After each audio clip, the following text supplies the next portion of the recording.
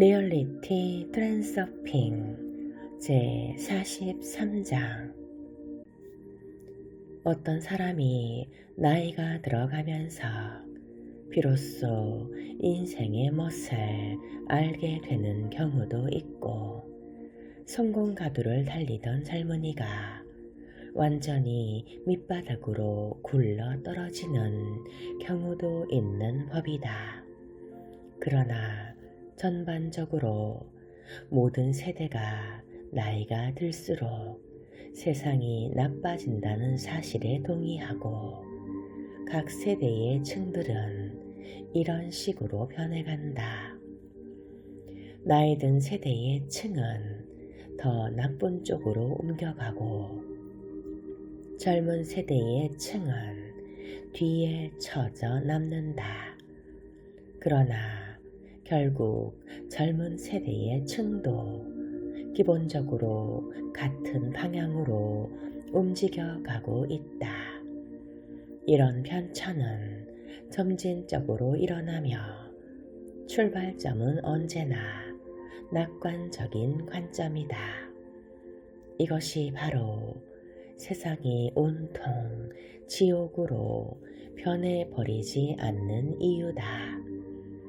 각자는 자신의 층을 가지고 있으며, 그 층은 각자가 스스로 택한 것이다. 인류는 스스로 하나의 층을 선택하는 것이 가능하고, 실제로 그렇게 하고 있다. 인간이 어떻게 스스로 해로운 층을 선택할 수 있는지가 이제 더 분명히 이해되었을 것이다. 앞장에서 우리는 자신의 층에서 지옥을 만들어내지 않는 방법을 이야기했다. 하지만 이렇게 하면 인생이 다채로움과 희망으로 가득 차 있었던 그 옛날과 같은 인생 트랙으로 돌아갈 수 있을까? 이 또한 트랜서핑의 도움으로 가능하다. 그러나 우선은 우리가 어떻게 그토록 성공과 희망으로 가득 찼던 인생 트랙으로부터 도대체 어쩌다가 이 지경이 됐소? 하고 물어봐야 할 트랙으로 와버리게 됐는지를 이해해야만 한다. 펜듈럼의 깔때기. 사람의 심리는 부정적인 자극에 더 예민하게 반응하도록 되어 있다.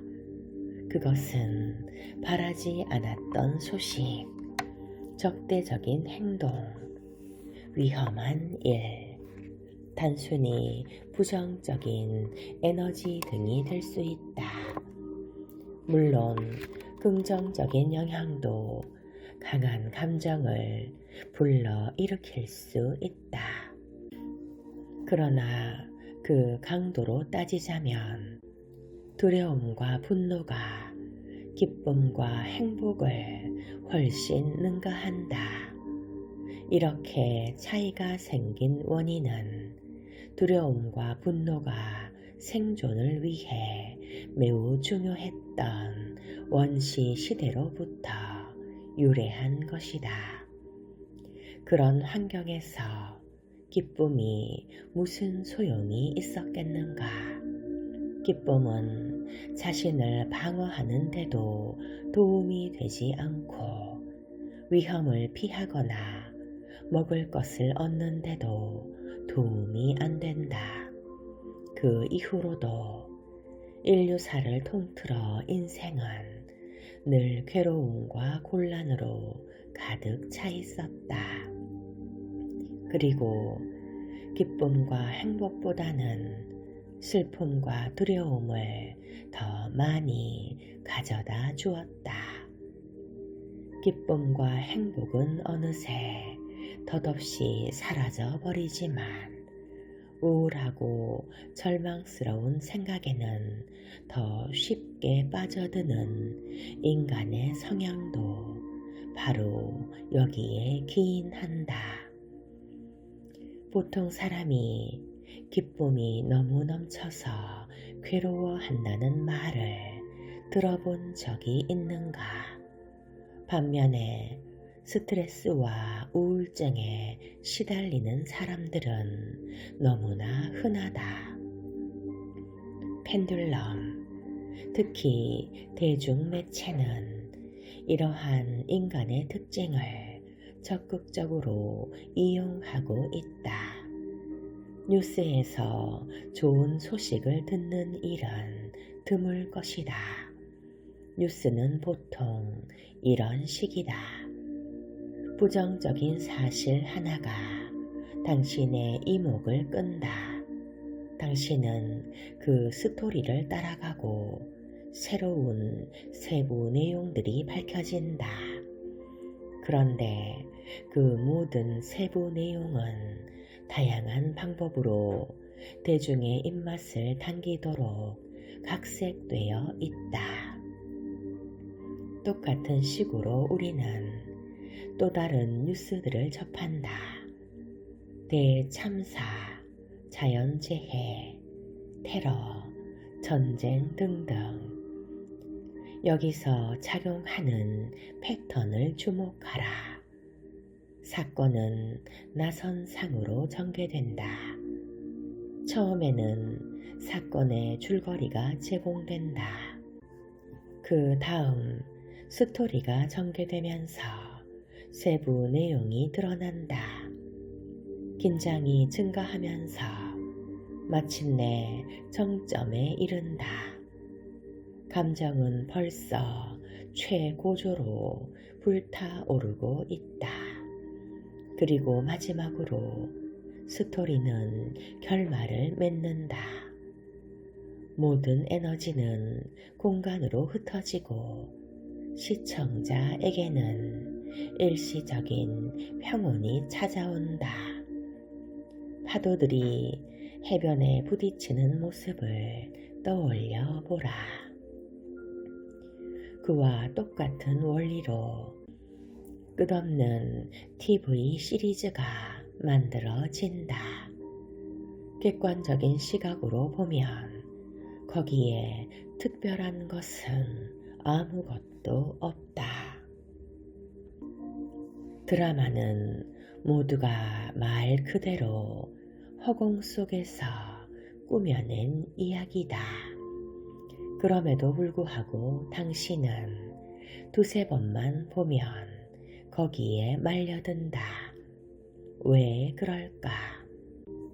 그런 연속극에는 사실 특별히 흥미로운 것도 없는데 당신이 말려드는 것은 당신이 방사하는 사념의 주파수가 TV 시리즈의 펜듈럼에 붙잡히기 때문이고 당신의 주의가 한 섹터에 고정되기 때문이다.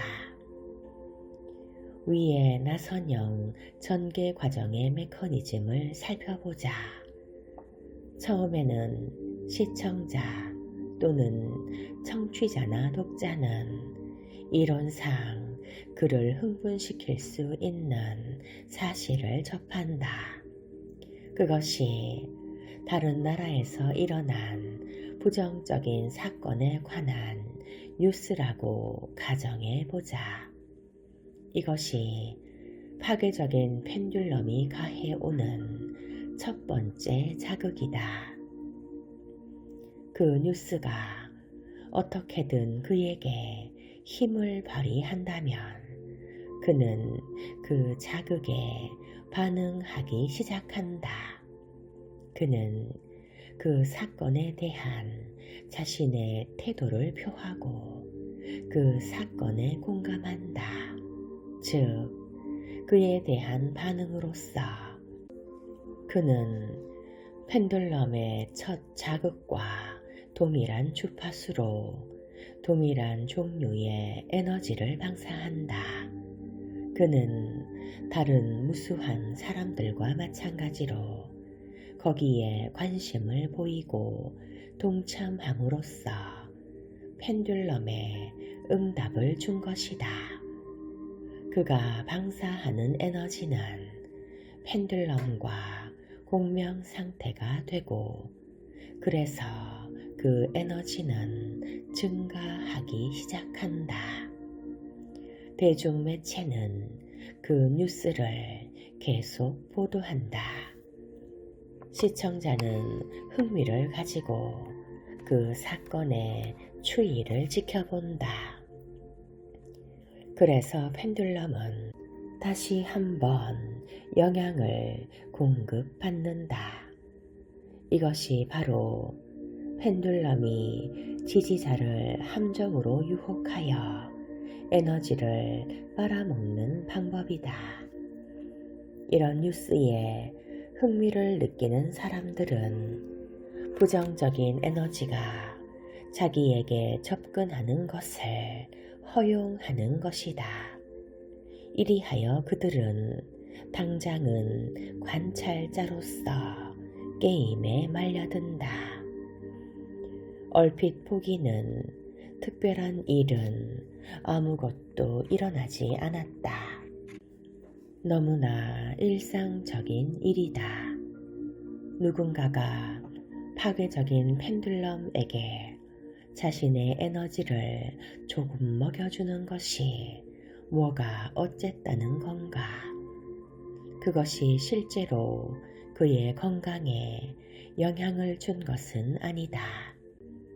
하지만 현실적으로 그는 부정적인 사건과 일치하는 주파수의 에너지를 방사함으로써 그와 유사한 사건이 자신에게 점점 더 가까이 다가오는 인생 트랙으로 옮겨가게 된다.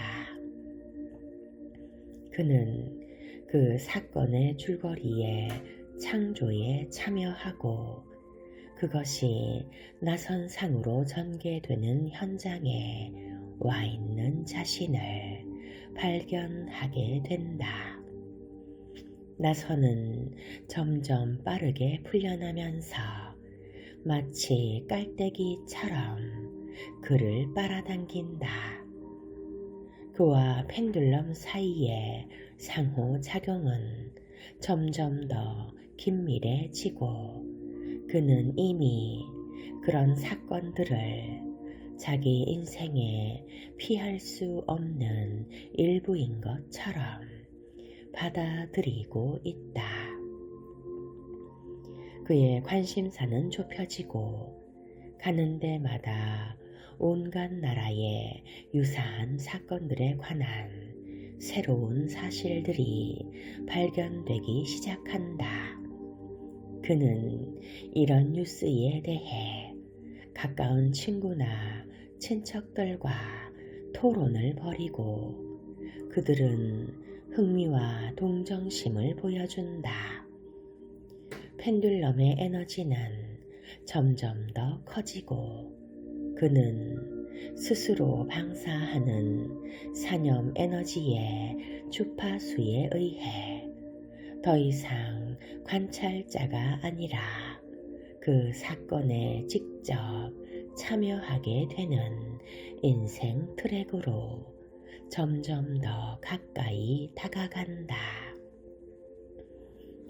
그렇게 깔때기 속으로 빨려드는 현상을 지지자가 파괴적 펜듈럼의 희생자가 되는 인생 트랙으로 유도되는 유도전이라고 정의해 보자. 다음의 과정을 유도전이로 볼 수 있다. 파괴적 펜듈럼의 자극에 당신이 반응한다. 펜듈럼은 그 흔들림으로부터 나오는 에너지를 당신에게 약간 줌으로써 자극을 되먹여 준다. 그러면 당신은 점점 더 깊이 말려들면서 펜듈럼에게 점점 더 많은 에너지를 준다. 그에 따라 유도 전이가 시작되어 주파수가 펜듈럼의 흔들림과 가까운 인생 트랙으로 당신을 데려간다. 그 결과 그 부정적인 사건이 그 사람의 인생의 층에 포함되게 된다.